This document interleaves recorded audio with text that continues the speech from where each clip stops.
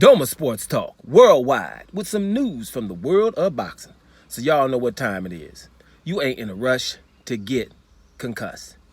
Now I was just looking at another little article, seeing the opinion of a great British boxer, was super middleweight champion. I think he had 2 or 3 belts. Super middleweight, only lost one time to the great Andre Ward. That'll be Carl Froch. Has a huge fights against George Groves. Remember that 80,000 people in Wembley Stadium against George Groves? Actually, I was going for George Groves in that fight, right? Anyway, Carl Froch is a pundit now, right? And he's the kind of guy who speaks what his mind is. And I, got to commend him for that. I think that England needs that when it comes to British boxing. They need this guy.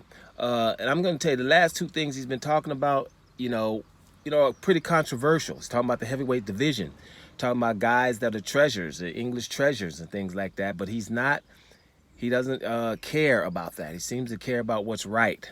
And here's a couple examples. The last week or so, he's been, talking about Anthony Joshua.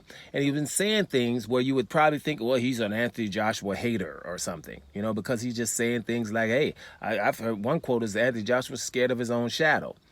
And what he was trying to say there is because after the Andy Ruiz fight, he's not going in trying to, to put himself in harm's way to get them punches off. He's not being really much the aggressor since that fight with Andy Ruiz, and it's kind of, causing detriment to his career, right? And the Jermaine Franklin fight, was just he made, went through the motions and was able to get through that fight. And then you're talking about the fight, the Andy Ruiz Jr. 2 fight, where he definitely stayed out of harm's way, right? Me personally, it's like, hey, he won the damn fights, whatever, you know what I'm saying? Whatever, he won them, right? But at the end of the day, Anthony Joshua made his name by being someone who's coming forward and knocking people the hell out. And that has pretty much changed. So he's just saying that Anthony Joshua shouldn't get in the ring with no Deontay Wilders, no Tyson Furies, or anybody in that top 3 or 4. And if he wants to get back to that level and that respect in the business, then he's going to have to handle his business in a different way when he gets in the ring. You can't be 6'6", 250 pounds and trying to stay away from everybody. So this is something that is probably not something you should be saying in Britain, right? And when you say things like that against these fighters that are kind of coddled, then people will call you a hater nowadays or something like that, instead of somebody who just call it like it is and basically like it really is. You can't say anything about these fighters. So Carl Froch has done that. Now another one, right? Tyson Fury. Tyson Fury is also a national treasure in some, to some extent. No matter what he's done, how many transgressions, the fact that he doesn't even have a British license right now, a lot of people will ignore that. He's a national treasure. Shoot, he got the title, right? Don't matter how.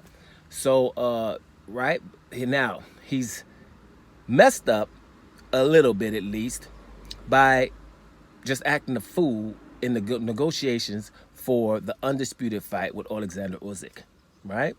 And, I'm on here saying stuff like, Alexander Usyk is 6'3", 210, 215 pounds. Tyson Fury is 6'9", 270 pounds. Why is this a big issue? Why is you trying to tell a guy with 3 titles to take 30%?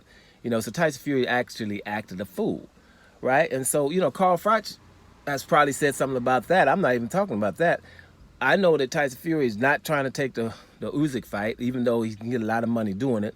And he's trying to fight Francis Ngannou, right? An MMA fighter or something, right?